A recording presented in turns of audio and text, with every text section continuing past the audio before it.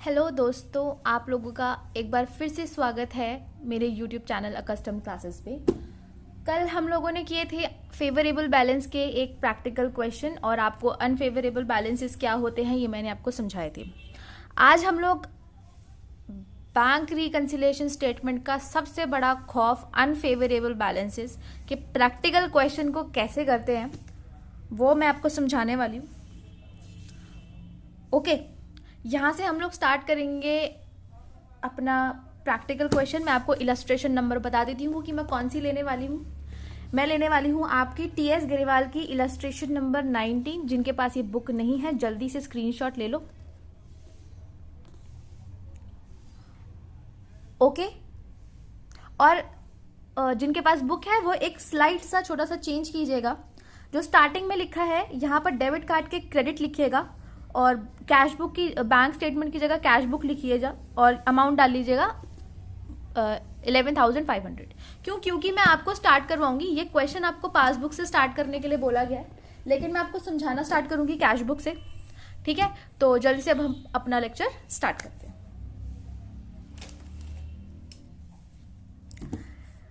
देखो, हमारी सबसे पहली एंट्री सब मेरे साथ पढ़ेंगे। सबसे पहले क्वेश्चन पढ़ेंगे हम अपना।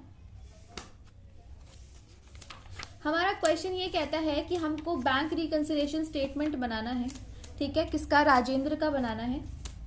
और कौन सी तारीख दे रखी है हमें? 31 मार्च 2019। ओके, अब आपने जैसे मैंने बोला आपने कर लिया होगा, उसे कट करके उसमें हम वहां पर डेबिट बैलेंस लिख दिया होगा। अब देखो, सिंपल सी चीज बताओ जो मैंने आपको कल समझाई थी, उसी चीज पे मैं आज भी कायम हूं कि जब हम लोग कैश बुक देखते हैं तो कैश बुक में डेबिट मतलब प्लस होता है और क्रेडिट मतलब माइनस होता है। अब जब इसने मुझे ये बोला है कि balance as per cash book, कौन सा बैलेंस है हमारा? Credit balance. ठीक है, कैश बुक का क्रेडिट मतलब माइनस, तो मैं कौन सी साइड लिखूंगी इसका बैलेंस? ओके, बस हमारा इसमें डिफरेंस सिर्फ इतना ही होता है डेबिट क्रेडिट में। उसके बाद देखना क्वेश्चन कितना सिंपल हो जाता है। Cheque of ₹21,600 were issued in the last week of March but only cheques of 14,800 were presented were payment. इसका मतलब क्या है कि हमने पेमेंट के लिए इशू जो चेक की थी, मतलब हमने बोला तो था कि आप लोग पेमेंट ले लो, मतलब बैंक से पेमेंट ले लो। कितने की? 21,600 की पेमेंट करने के लिए मैंने चेक इशू किए थे। ठीक है, लेकिन अभी तक सिर्फ पेमेंट कितने रुपए के लोगों ने रिसीव कर लिया? मतलब 14,800 के ही अभी तक वो आए हैं पैसे लेने के लिए। तो कितना डिफरेंस हमारा बच गया? 6,800 है ना? हाँ, 6,800 का बैलेंस आपका बच गया। मतलब 6,800 के अभी तक आपकी पेमेंट नहीं हुई है, लेकिन हमने खुशी खुशी में अपनी कैश बुक से एक चीज माइनस कर दी थी। कोई बात नहीं, पेमेंट अभी तक नहीं हुई है तो मतलब पैसा भी नहीं कटा। तो हम यहां लिखेंगे क्या? Check issued but not presented for payment. ठीक है, अब सिंपल सी चीज है, जब हमने माइनस कर दिया था, ठीक है, मतलब मेरा 10,000 था, सपोज 10,000 मेरा कैश बुक का बैलेंस था और पासबुक का भी मेरा 10,000 बैलेंस था। ओके, मैंने तो बता दिया कि मेरी 6,000 की पेमेंट हो गई है। ठीक है, लेकिन बैंक से डिडक्ट ही नहीं हुआ, तो मेरे 4,000 थे, मतलब मेरा पैसा कम हो गया था, लेकिन बैंक से भी पैसा कम नहीं हुआ। तो इसको वापस से मेरे को बराबर करना पड़ेगा और 6,000 करना पड़ेगा। बहुत सिंपल है, कोई बात नहीं, 6 प्लस में डाल दो। ठीक है, अब नेक्स्ट ट्रांजेक्शन देखो। Cheques of ₹10,750 were presented to bank. Out of them a cheque of 4,200 was credited in the first week of April. इसका मतलब क्या है कि आपने इतने के चेक बैंक में प्रेजेंट किए। अब मैंने आपको कल भी बताया था कि प्रेजेंटेड इन बैंक का क्या मतलब होता है, प्रेजेंटेड इन बैंक का मतलब होता है डिपॉजिटेड। ठीक है, तो जहां आपको लिख कर है प्रेजेंटेड इन बैंक, आप वहां पर पढ़ोगे, इस शब्द को आप लोग अपने मन में ऐसे पढ़ोगे कि चेक मैंने डिपॉजिट किए थे बैंक में 10,750 के, ओके 10,750 के मैंने चेक डिपॉजिट किए थे, लेकिन उसमें से 4200 रुपए का चेक, ठीक है 4200 4200 का चेक जो था वो बैंक ने क्रेडिट किया अप्रैल में, लेकिन मैं तो मार्च तक का बना रही हूँ, है ना, तो अप्रैल की ट्रांजैक्शन में यहाँ रिकॉर्ड नहीं करूंगी, मतलब मार्च 31 मार्च 2019 तक मेरे बैंक अकाउंट में पैसा नहीं आया था। ठीक है, तो क्या लिखोगे यहाँ पर आप, चेक डिपॉजिटेड बट नॉट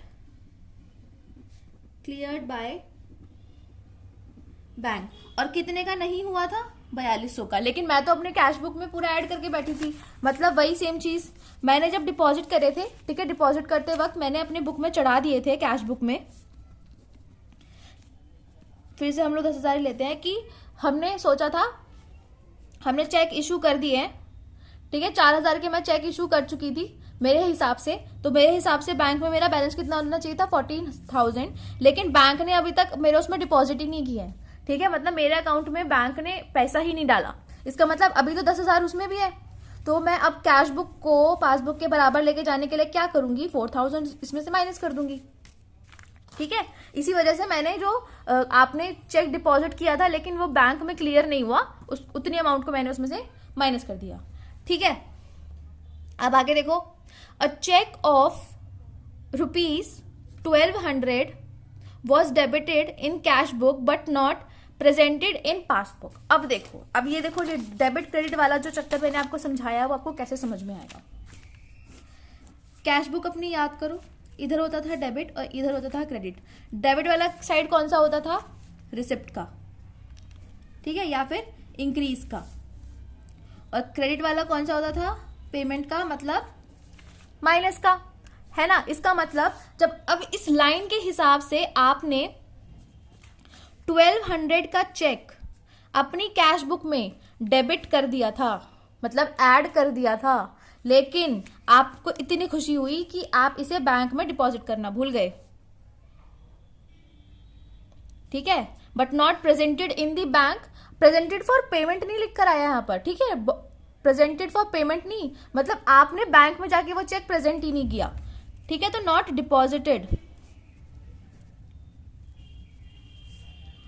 समझे। ठीक है, आपको इतनी खुशी हो गई 1200 रुपए की, खुशी खुशी में आप चेक डिपॉजिट करना ही भूल गए, ठीक है, तो आपने अब जो अपनी खुशी मनाई थी उसको वापस से हटाओ।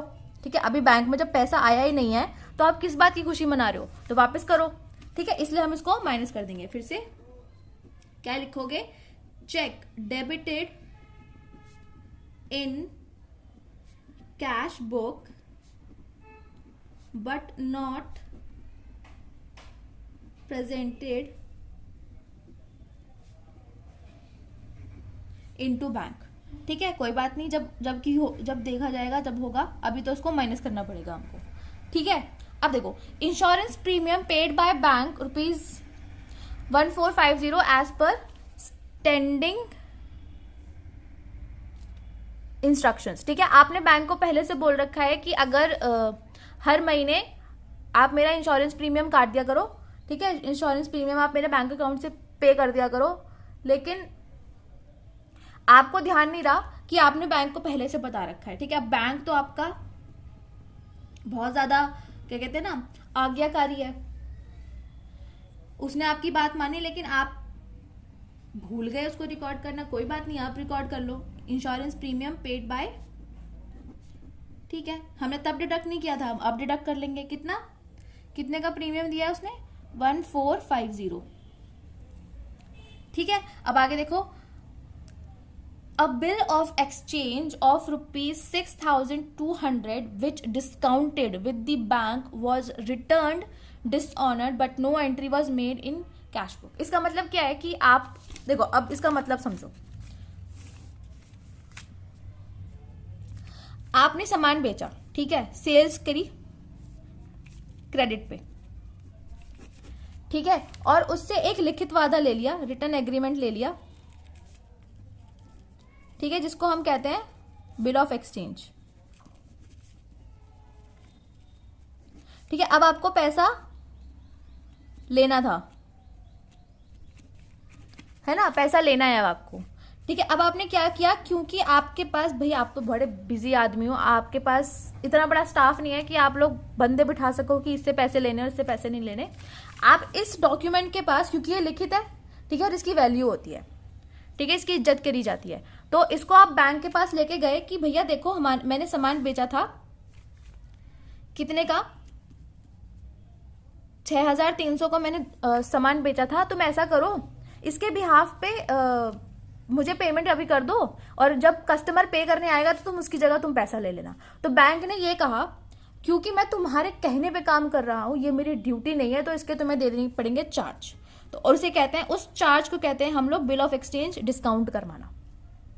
ठीक है, तो डिस्काउंट करने के बाद ये बचा 6200 का, ठीक है, या फिर आप स्टार्टिंग में 6200 ले लो, ठीक है, डिस्काउंट करवाने के बाद या फिर डिस्काउंट करवाने का जो भी था वो आपका 6200 का बचा। अब क्या हुआ, ये जो आपका कस्टमर था वो निकला ठंठन गोपाल, ठीक है, उसको बैंक को कुछ नहीं मिला, तो बैंक ने क्या किया, बैंक को चढ़ी खुंदस और उसने आपके अकाउंट से पैसा वापस ले लिया।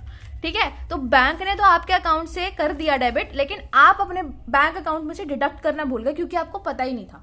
तो अब यहां पर क्या लिखो कि कोई बात नहीं, नुकसान हुआ है, उसको करो record, bill of exchange discounted dishonoured, या फिर आप इसकी एक लाइन ये लिख लो, ठीक है, इसको छोड़ो, यहां लिखो डिस्काउंटेड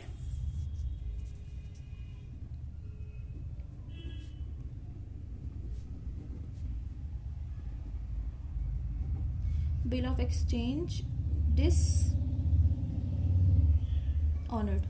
आप लोगों को मेरी हैंडराइटिंग तो समझ में आती है ना, कोशिश करती हूँ कि काफी साफ साफ लिख सकूं आपके लिए। ठीक है, कोई बात नहीं, अब हमने तब माइनस नहीं किया था, अब माइनस कर लो, कोई बात नहीं, हाँ लिखो, ठीक है, नुकसान तो हो ही गया। अब एक लाइन आपकी ये कह रही है, अ ड्राफ्ट फॉर 5000, ठीक है, 5000 रुपए का ड्राफ्ट बनवाया हमने, किसके नाम पे, बासु ब्रदर्स के नाम पे, जो कि बैंक ने इशू किया, ड्राफ्ट है तो वो बैंक से ही पेमेंट होती है, ठीक है, ओके, जिसमें बैंक ने चार्ज किए 100 रुपए और हमने सिर्फ एंट्री रिकॉर्ड करी 5000 की। अब इसका मतलब क्या है, इसका मतलब है ये कि ड्राफ्ट बनवाया, ठीक है, आपको पेमेंट कितने की करनी थी, 5000 की। अब वही बात है, आपने अपने बिहाफ पे किसी को बोला है काम करने के लिए, तो फ्री में तो आपका कोई काम नहीं करेगा, ठीक है, तो थ्रू ड्राफ्ट, क्योंकि आपने ड्राफ्ट के थ्रू करी, और ड्राफ्ट को ही कहते हैं बैंकर्स चेक, ठीक है, अगर मतलब आपको ये टर्म लिखी मिल जाए बैंकर्स चेक, तो उसका मतलब भी ड्राफ्ट ही होता है, ठीक है। अब ड्राफ्ट बनाता कौन है, मेड बाय बैंक, ठीक है, मतलब बैंक के थ्रू डायरेक्ट पेमेंट हुई है। अब इसने आपका काम किया है तो ये बैंक इसके चार्जेस भी काटेगा, ठीक है, ड्राफ्ट के चार्जेस भी होते हैं, 100 रुपए के उसने चार्ज लिया आपका बैंक का ड्राफ्ट बनाने के लिए, ठीक है, 100 रुपए का। अब हमने क्या किया, हमने अपनी कैश बुक में क्रेडिट साइड सिर्फ बाय उस पर्सन का नाम लिख के 5000 लिख दिए, लेकिन बैंक चार्जेस भी तो कटे हमारे उसमें से, है ना, ये डिडक्ट करना भूल गई मैं क्रेडिट साइड, ठीक है। अब मुझे तब याद नहीं था, तो अब मुझे डिडक्ट करना पड़ेगा, है ना। अब डिडक्ट करने के लिए हम लोग क्या करेंगे, कोई बात नहीं, यहां लिख देंगे बैंक चार्जेस, ओके, कितने, फॉर इशूइंग ड्राफ्ट, ताकि आपको कंफ्यूजन ना हो। कितना चार्ज था, 100 रुपए, काट दो, ओके। अब देखो, अब ये देखो, ध्यान से सुनना, ये लास्ट वाली एंट्री आपकी इंपॉर्टेंट है, 400 रुपए for bank charges, bank charges के 400 रुपए थे, जो कि कैश बुक में 2 बार एंट्री कर दी गई उनकी, ठीक है, कैश बुक में 2 बार एंट्री कर दी गई, और बैंक चार्जेस जो 350 के थे वो आपने रिकॉर्ड ही नहीं करे। तो इसमें देखो दो मिस्टेक आपसे हुई है। मिस्टेक नंबर 1 कि 400 को आपने ट्वाइस रिकॉर्ड कर लिया, मतलब आपको करने 400 थे लेकिन आपने रिकॉर्ड कितने किए 800। तो ये क्या कौन सा वाला केस हो गया बताओ, ओवरकास्टेड नहीं हो गया, है ना। जितनी जरूरत थी उससे ज्यादा काटा या ऐड किया वो गलत अलग बात है, लेकिन जितनी जरूरत थी, जितना कैलकुलेट करना चाहिए था, जितना आपको एंट्री करनी चाहिए थी, आपने उससे ज्यादा अमाउंट की कर दी, तो ओवरकास्ट वाला केस हो गया। ठीक है, अब ओवरकास्ट वाला केस हो गया, इसका मतलब क्या है, इसमें से डिडक्ट करना पड़ेगा, इसको माइनस, इसको इसके बराबर लाना पड़ेगा, और इसको बराबर लाने करने के लिए हमको 400 रुपए माइनस करने पड़ेंगे। देखो जैसे मैं समझाती हूँ आपको, सपोज आपको आपके बैंक अकाउंट में कैश बुक साइड थे 10,000 रुपए, ठीक है, आपने बैंक चार्जेस पे किए, बैंक चार्जेस पे करने थे आपको 400, लेकिन आपने कर दिया 800, ठीक है, तो कितना बचा 9200। अब आपको रियलाइज हुआ कि ये 800 नहीं थे, ये तो 400 थे, तो अब इसको 400 बनाने के लिए मैं वापस से इसमें 400 प्लस कर दूं, ठीक है,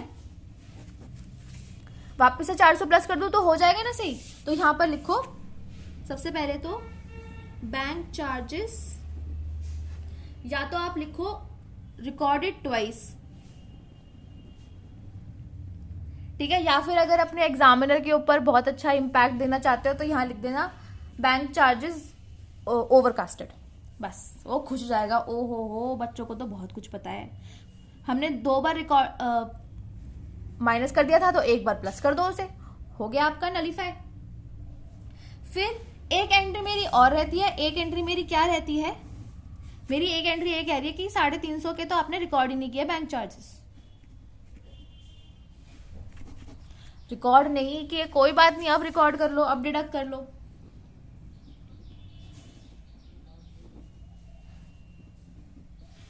नॉट रिकॉर्डेड इन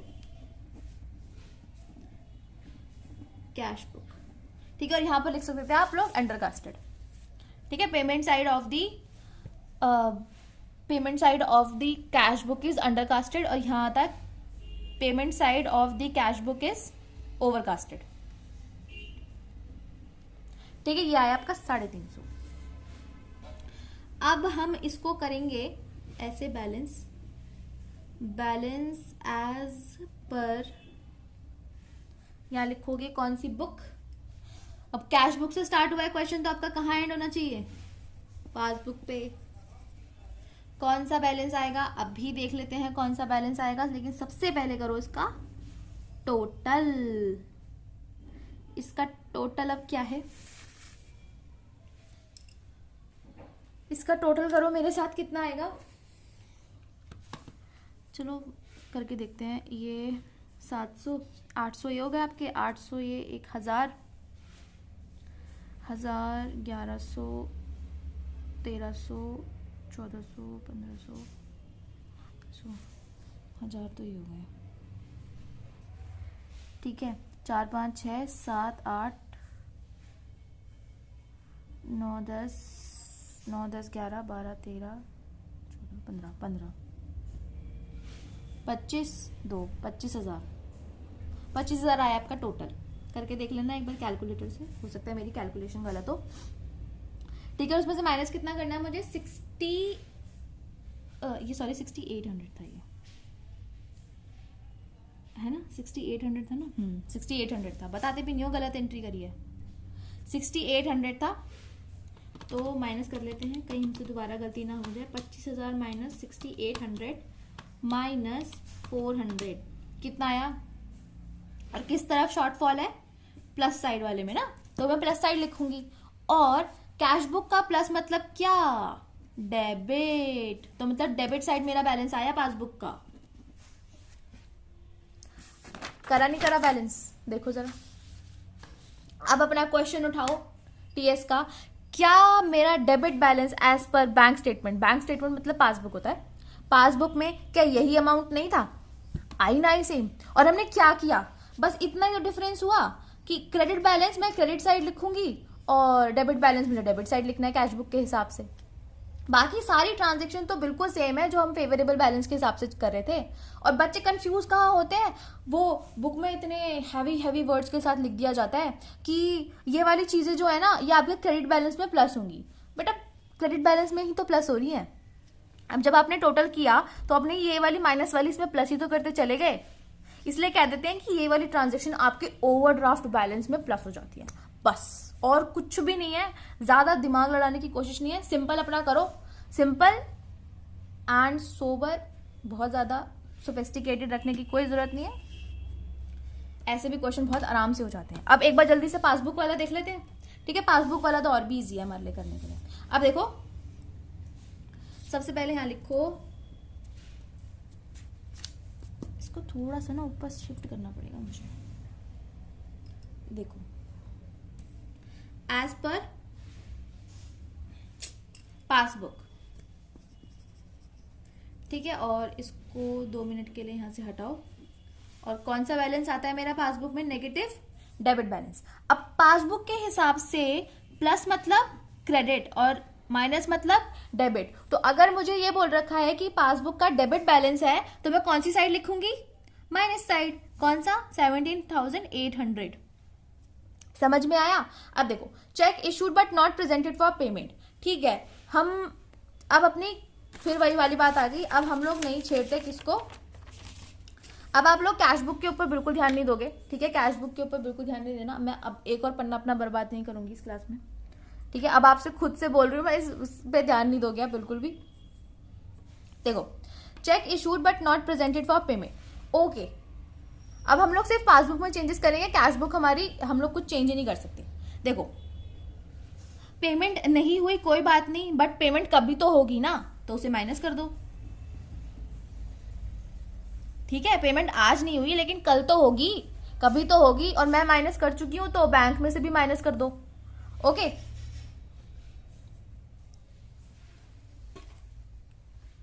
अच्छा आपको पता है, चलो इसको समझने से पहले एक चीज सुनो।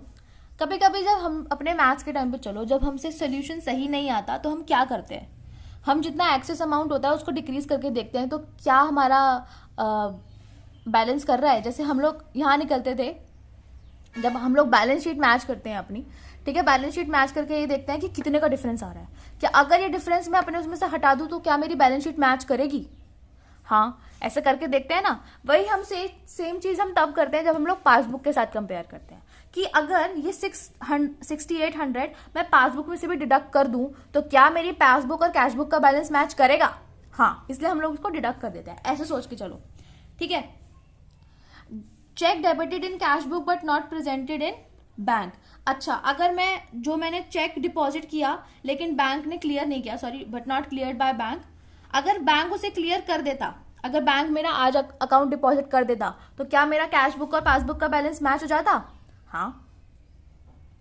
Check debited in cash book but not presented in bank, ठीक है भाई। अगर मैं उस खुशी में थोड़ा सा सतर्क होके अपने बैंक में जाके चेक को डिपॉजिट कर देती और मेरे 1200 रुपए अकाउंट में आ जाते तो क्या मेरा कैश बुक और पासबुक का बैलेंस मैच कर जाता? शायद हाँ, ठीक है। Insurance premium paid by bank, अगर जो इंश्योरेंस बैंक ने प्रीमियम पे नहीं किया, अगर वो पे कर दिया, सॉरी अगर पे कर दिया, अगर वो पे नहीं करता, ठीक है, क्या ये 1450 जो अमाउंट है वो क्या मेरे कैश बुक और पासबुक को मैच कर देती? Okay. Discounted bill of exchange dishonoured, अगर ये बिल ऑफ एक्सचेंज डिसऑनर्ड नहीं होता तो क्या मेरा पासबुक और कैश बुक की बैलेंस मैच करती ही नहीं करती? ठीक है। अब देखो bank charges for issuing draft, अगर बैंक ये अमाउंट ही चार्ज नहीं करता तो क्या मेरे पास वो 100 रुपए रहते नहीं रहते? तो उसे ऐड कर दो, ठीक है। बैंक चार्जेस रिकॉर्डेड ट्वाइस, अगर सही में बैंक चार्जेस आपके 800 रुपए ही होते, ठीक है, मतलब मैंने अगर कैश बुक में सही रिकॉर्ड करी होती और 400 रुपए में और डिडक्ट कर दूं अपने पासबुक के बैलेंस में से, तो क्या मेरा बैलेंस मैच कर जाएगा यहाँ पर? शायद हाँ, ठीक है। Bank charges not recorded in cash book, cash book में रिकॉर्ड नहीं किए थे, कोई बात नहीं, बैंक से भी मान लो कि बैंक में भी पे नहीं करे थे, ठीक है। अब इसका बैलेंस करो, इसका बैलेंस फिर से वही आएगा आपका, और इस बार आपका इस साइड आएगा 25,000, ठीक है। और आपका बैलेंस आएगा इस तरफ, बैलेंस एज पर, अब स्टार्ट पासबुक से किया है तो एंड किस पे होगा, कैश बुक पे। और बैलेंस कौन सा आएगा, देखो किस तरफ शॉर्टफॉल पड़ रही है हमारी पासबुक में कैलकुलेशन करते वक्त, इस तरफ, और कितने का पड़ रहा है, 11,500 का, ठीक है। और पासबुक का क्रेडिट बैलेंस की तरफ आया, लेकिन कैश बुक का क्रेडिट क्या होता है, माइनस, इसलिए आपका कैश बुक का भी माइनस बैलेंस आया है। अब देखो इसमें समझने वाली बात क्या है, आपके मन में एक डाउट ये भी आता होगा कि अभी भी ये अमाउंट बैलेंस थोड़ी हुई है ना, ये अमाउंट अभी भी ये 1150 है और ये 17,800, ठीक है, सॉरी 11,500 है और ये 17,800, अभी भी कहाँ बैलेंस हुई है, ये अभी इक्वल हो जानी चाहिए थी, है ना, इक्वल तो अभी भी नहीं हुई।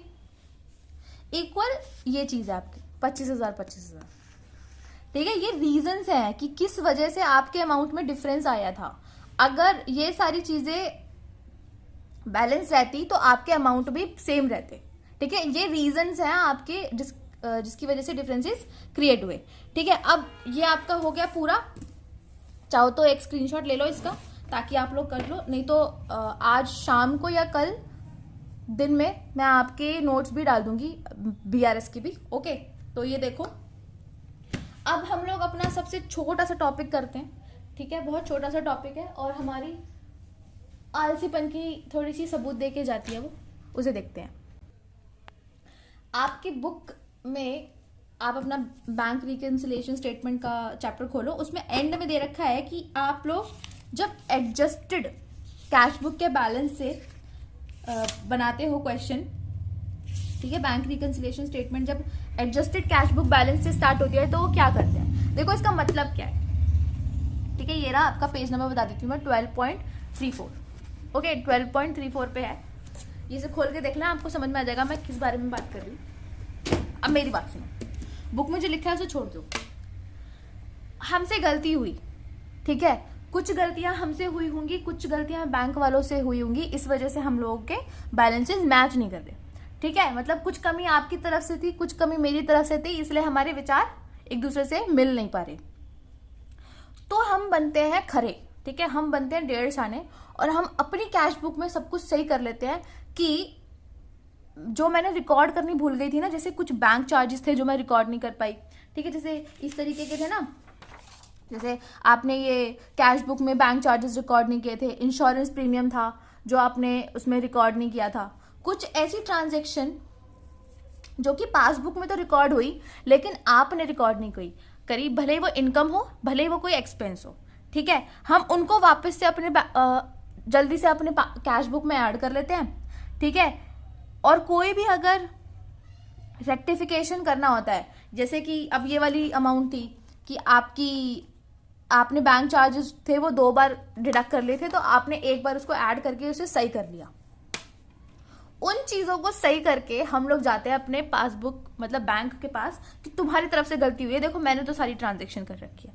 मतलब इसमें क्या है कि आप पहले से 1.5 आने बनकर चलते हो और अपनी कैश बुक को सही कर लेते हो, ठीक है, जहां तक चीजें सही हो सकती हैं, ओके। और इन्हीं 2 तरीके की ट्रांजैक्शंस को लेना होता है आपको कि वो ट्रांजैक्शन जो पासबुक में रिकॉर्ड हो गई लेकिन आपने रिकॉर्ड नहीं करी, ठीक है, भले वो कोई चेक आपको डायरेक्टली पेमेंट करके चला गया, ठीक है, या फिर कोई ऐसी एंट्री थी जो आपने गलत पोस्ट कर दी, रॉन्ग अमाउंट के साथ कर दी, अंडरकास्ट, ओवरकास्ट, या फिर मिस्टेक इन कैरी फॉरवर्डिंग, ठीक है। अगर इस टाइप के एरर्स होते हैं तो उनको सही करने के बाद हम लोग अपनी कैश बुक बनाते हैं। और कैश बुक कौन सी बनाते हैं, सिर्फ बैंक कॉलम के साथ, जो मैंने आपको आपके बिल्कुल इंट्रोडक्टरी लेक्चर के दौरान समझाई थी, याद है, मैंने बोला था extract of double column cash book, जिसमें हम लोग सिर्फ बैंक का कॉलम दिखा रहे थे, ठीक है। तो ऐसी आपकी एक कैश बुक बनेगी जिसमें आप लोग अपनी सारी एंट्रीज को ले लोगे। अगर कुछ आपको इनकम हुई थी जो उसमें रिकॉर्ड पासबुक में रिकॉर्ड हो गई, सपोज आपको इंटरेस्ट मिला, ठीक है, इंटरेस्ट रिसीव्ड इन बैंक, वो आप रिकॉर्ड करना भूल गए, ठीक है, तो आपने क्या किया, आपने अपने कैश बुक के, ठीक है, डेबिट साइड पे लिख दिया, यहां लिख दिया टू इंटरेस्ट, और बैंक वाले कॉलम में अमाउंट डाल दी। ठीक है, अब आपने कोई चार्जेस थे जो पेमेंट नहीं की, मतलब बैंक चार्ज पे किए लेकिन आपने रिकॉर्ड नहीं किए, तो बैंक चार्जेस करे और क्रेडिट साइड एंट्री कर दी। तो इस तरीके की ट्रांजेक्शन्स को हम लोग रिकॉर्ड करते हुए चलते हैं अपने पास। ठीक है, इस तरीके की ट्रांजेक्शन्स को आप लोग रिकॉर्ड कर लेते हैं और एडजस्टेड, फिर हमारा जो बैलेंस निकल कर आता है ना, स्टार्ट होता है हमेशा यहाँ पर टू बैलेंस बीडी से। ठीक है, जो आपको मतलब क्वेश्चन में बैलेंस गिवन होता है ना, हमारे क्वेश्चन में जब हम लोग कैश बुक स्टार्ट करते हैं तो आपको गिवन होता है ना balance as per cash book, ये यहाँ देखो, जिसे ये दे रखा है आपको balance as per cash book. ठीक है, तो बैलेंस गिवन है डेबिट बैलेंस, तो टू बैलेंस बीडी से स्टार्ट करो, या फिर हो सकता है ओवरड्राफ्ट बैलेंस दे रखा हो तो ओवरड्राफ्ट बैलेंस से स्टार्ट करो, कहीं से भी स्टार्ट करो। और उसके बाद फिर एडजस्टेड आपका बैलेंस यहाँ पर निकल कर आता है, मतलब यहाँ आएगा, या तो बाय बैलेंस सीडी इधर आएगा आपका, या फिर टू बैलेंस सीडी इधर आएगा, है ना, इन दोनों में से कोई एक आएगी। ये होती है हमारी एडजस्टेड बैलेंस, क्योंकि आप कैरी फॉरवर्ड करोगे तो ये वाला तो आपका क्रेडिट बैलेंस हो जाता है और ये वाला आपका डेबिट बैलेंस हो जाता है। ठीक है, तो आप फिर इस बैलेंस से आप लोग क्या करना स्टार्ट करते हो, अपनी बीआरएस को बनाना स्टार्ट करते हो इस एडजस्टेड बैलेंस से। ठीक है, और उसके बाद फिर अपनी बनाओ, और इसका स्टार्टिंग पॉइंट हमेशा balance as per cash book ही रहेगा। ओके, एडजस्टेड बैलेंस के साथ। बस इतना सा टॉपिक था, इतना हार्ड भी नहीं है। अगर आपने पूरी बीआरएस मेरे साथ समझ लिया तो ये तो आप बहुत आसानी से समझ गए होगे। तो इसी के साथ हमारा बीआरएस हो गया खत्म। अब हम लोग अगली क्लासेस में ट्रायल बैलेंस के साथ मिलेंगे। वो आपका हार्डली एक क्लास का होगा, 1 या 1.5 क्लास का। उसको खत्म करने के बाद हम लोग मूव ऑन करेंगे डेप्रिसिएशन की तरफ। अगर आपको अभी तक का मेरा कुछ भी पढ़ाई में कोई भी प्रॉब्लम आई है तो प्लीज़ मुझे टेलीग्राम पे मैसेज करके पूछ सकते हैं, अगर आपके कोई भी डाउट्स हैं। ओके, एंड अगर आपको वीडियो पसंद आई है तो प्लीज़ इसको लाइक कीजिएगा, अपने दोस्तों के साथ शेयर करो और चैनल को सब्सक्राइब करो, ताकि आपको और भी अच्छे अच्छे वीडियोज़ और भी सब्जेक्ट के वीडियोज़ मैं आपको प्रोवाइड करा सकूँ। ठीक है, तो अब हम लोग मिलते हैं अपनी नेक्स्ट क्लास में, तब तक के लिए हैव अ गुड डे।